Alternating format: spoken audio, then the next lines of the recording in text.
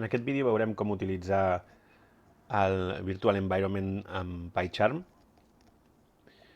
Primer vaig executar aquest programa sense cap Virtual Environment i veiem que la versió que està utilitzant és la 369. Llavors, si vaig a File, Settings,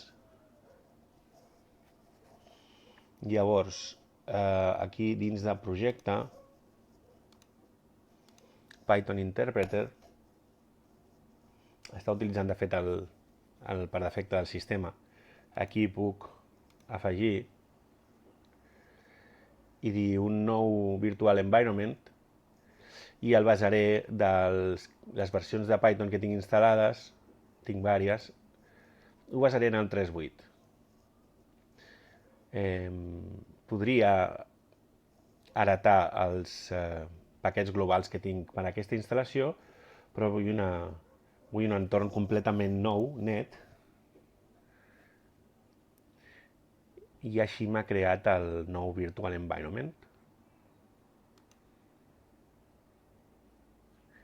Llavors, si ara executem el codi, veurem que s'executa, bé, quan acabi d'actualitzar les estructures.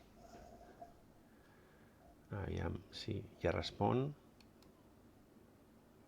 Sí, emprem la versió 3.8.10. Si aquí volguéssim instal·lar un nou paquet, ho podem fer molt fàcilment per aquí. Per exemple, un que jo utilitzo per afegir color als programes de text és el Colorama, doncs podria dir install package i ja el podríem fer servir a partir d'aquí. Ja podríem fer un import i ja el podríem fer servir.